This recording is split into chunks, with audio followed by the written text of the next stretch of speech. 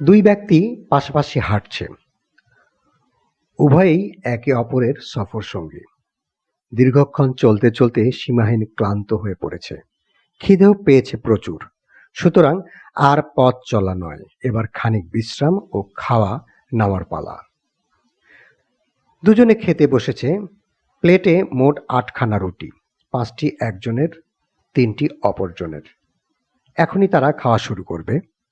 এমন সময় পাশের পথ দিয়ে হেঁটে যাচ্ছিল তাদের পরিচিত আরেকজন। সৌজন্যের খাতিরে তাকেও ডেকে খানায় শরিক করল।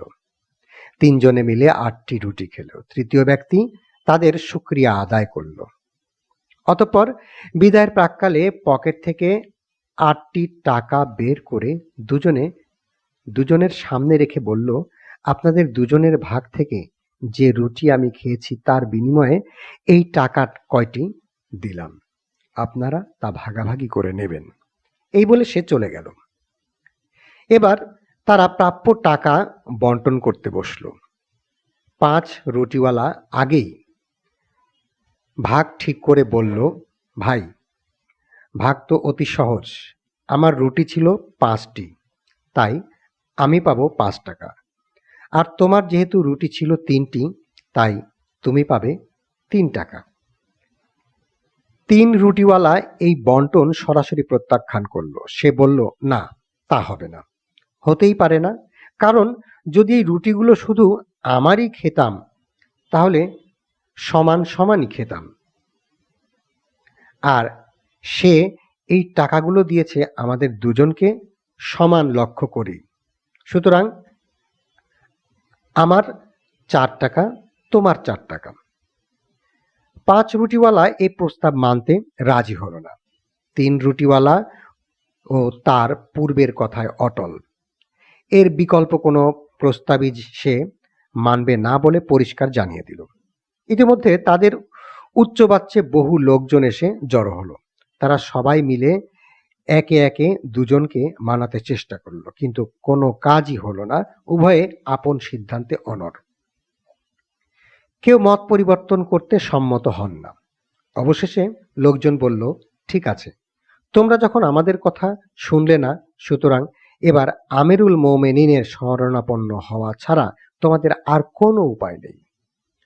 হযরত আলী রাদিয়াল্লাহু তাআলা আনহুর দরবার কক্ষে অখণ্ড নীরবতা। বিচারের আসনে অলঙ্কৃত করে আছেন স্বয়ং খলিফাতুল মুসলিমিন। তার চেহারায় গাম্ভীর্যতার স্পষ্ট ছাপ। রুটিওয়ালারা দুজন দুদিকে উপবিষ্ট। এক পর্যায়ে বিচার প্রার্থীরা নিজ নিজ বক্তব্য পেশ করল। সবকিছু শুনে হযরত আলী রাদিয়াল্লাহু তাআলা আনহু খানিকটা ভাবলেন। তারপর ৩ রুটিওয়ালাকে লক্ষ্য করে বললেন, তোমার সঙ্গী তোমাকে ৩ টাকা দিতে চায়, তুমি তাই নিয়ে নাও। এতেই তোমার জিত, এতেই তোমার মঙ্গল, কারণ তোমার তুলনায় তার রুটি ছিল বেশি। খলিফার কথা শুনে ৩ রুটিওয়ালা ভীষণ ক্ষেপে উঠল। সে গোম্বাভাবে বলল, হুজুর, ৩ টাকা নিলে তো আগেই নিয়ে নিতে পারতাম। আপনার দরবারে এসে আমার লাভটা হলো কি? এরকম হলে তো আপনার পর্যন্ত আসার প্রয়োজন ছিল না। যাই হোক, আমি আপনার নিকট অন্য কিছু চাই না, চাই শুধু আপনার ইনসাফি ফয়সালা। তার কথায় হযরত আলী রাদিয়াল্লাহু তাআলা আনহু রেগে না গিয়ে নম্রভাবে বললেন, ভাই, এবার তুমি সুন্দর কথা বলেছ। পূর্বে আমি আপোসের কথা বলেছিলাম। এবার যখন তুমি ইনসাফি বিচারের প্রার্থনা করেছ, তাহলে শোনো। এই বলে তিনি একটু থেমে আবার শুরু করলেন। বললেন, ইনসাফি বিচার মতে তোমার সাথী পাবে ৭ টাকা, আর তুমি পাবে মাত্র ১ টাকা। সুতরাং এবার তোমাকে ১ টাকা নিয়েই সন্তুষ্ট থাকতে হবে। নতুন ফয়সালা শুনে ৩ রুটিওয়ালা তেলে বেগুনে জ্বলে উঠল। মনে মনে বলল, এর নামই কি ইনসাফ বিচার? এর নামই কি সুশাসন প্রতিষ্ঠা? খানিক পর সে রাগ সংবরণ করে বিস্মিত কণ্ঠে খলিফাকে সম্বোধন করে বলল, হযরত, এ কি বলছেন আপনি? সে আমাকে ৩ টাকা দিতে চায়, আমি নিতে চাইনি। আপনিও অনুরোধ করেছেন ৩ টাকা নিতে, তাতেও আমি সম্মত হইনি। আর এখন আপনি বলছেন আমাকে ১ টাকা নিতে? এটা কি করে সম্ভব? খলিফাতুল মুসলিমিন হযরত আলী রাদিয়াল্লাহু তাআলা আনহু একটু নড়েচড়ে বসলেন। বললেন, ৩ টাকার কথা ছিল আপোস মীমাংসার কথা। কিন্তু তুমি তো আপোস মীমাংসায় যেতে রাজি নও। তুমি চাও ইনসাফ, তুমি চাও সুবিচার। আর ইনসাফ ও সুবিচারের দৃষ্টিতে তুমি ১ টাকার বেশি কিছুতেই পেতে পারো না। যদি বলো কিভাবে, তাহলে আমি একবার নয় ১০০ বার বুঝিয়ে দিতেও রাজি আছি। হযরত আলী রাদিয়াল্লাহু তাআলা আনহের দৃঢ়তায় লোকটি নরম হয়ে গেল। এবার সে তার গলার স্বর নিচু করে ভদ্রতার সাথে বলল, হযরত, অনুগ্রহ করে আমাকে বুঝিয়ে দিন কিভাবে আমি ১ টাকা পাওয়ার যোগ্য। যদি বোঝাতে পারেন তবে আমি ১ টাকাই নেব, এর বেশি দাবি করব না। হযরত আলী রাদিয়াল্লাহু তাআলা আনহু আপন ফয়সালার বিশ্লেষণ করতে গিয়ে বললেন, সর্বমোট রুটি ছিল ৮টি। খেয়েছ তোমরা ৩ জন। প্রত্যেকটি রুটি ভাগ করলে তাতে মোট ২৪ টুকরা রুটি হয়। তোমার রুটি ছিল ৩টি।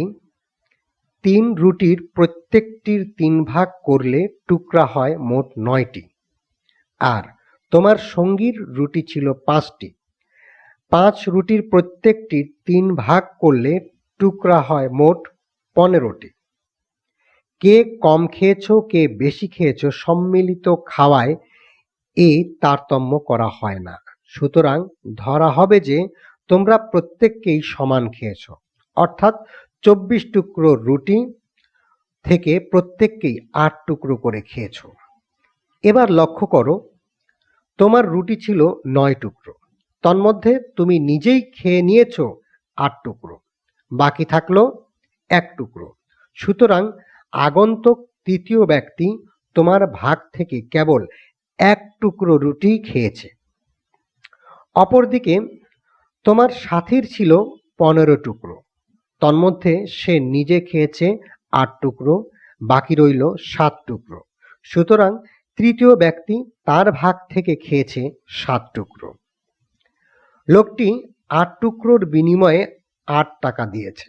সুতরাং একথা খুবই পরিষ্কার যে ৭ টুকরোর বিনিময়ে তোমার সাথী পাবে ৭ টাকা, আর ১ টুকরোর বিনিময়ে তুমি পাবে ১ টাকা। ফয়সালার চমৎকার বিশ্লেষণ শুনে শুধু ৩ রুটিওয়ালাই নয়, উপস্থিত সকলেই হতভম্ব হয়ে গেল। সকলেই খলিফার প্রখর বুদ্ধিমত্তার ভূয়সী প্রশংসা করল। অবশেষে ৩ রুটিওয়ালা বলতে বাধ্য হলো, হ্যাঁ, আমি ১ টাকাই পাওয়ার উপযুক্ত, এর বেশি নয়। খামাখা না বুঝে এতক্ষণ পাগলের মতো প্রলাপ বকলাম। এটুকু বলে মনে মনে খলিফাকে ধন্যবাদ জানিয়ে ১ টাকা নিয়েই দরবার থেকে বেরিয়ে গেল। আলোচ্য ঘটনায় হযরত আলী রাদিয়াল্লাহু তাআলা আনহুর জ্ঞানের গভীরতা ও বিস্ময়কর বিচার বুদ্ধির প্রমাণ পাওয়া যায়। ধন্যবাদ সবাইকে এতক্ষণ সাথে থেকে গল্পটি শোনার জন্য। পরবর্তী গল্পটি দেখতে হলে অবশ্যই আমাদের চ্যানেলটি সাবস্ক্রাইব করে রাখবেন এবং সাথে থাকা বেল আইকনটি বাজিয়ে রাখবেন, যেন নতুন কোনো গল্প আসার সাথে সাথে আপনার কাছে নোটিফিকেশন চলে যায়। আমরা এই গল্পটি থেকে যা শিখেছি তা যেন আমরা আমাদের নিজেদের জীবনে সুবিচার, ন্যায় বিচারের প্রতিষ্ঠায় কাজে লাগাতে পারি। সবাইকে আবারও ধন্যবাদ। আসসালামু আলাইকুম।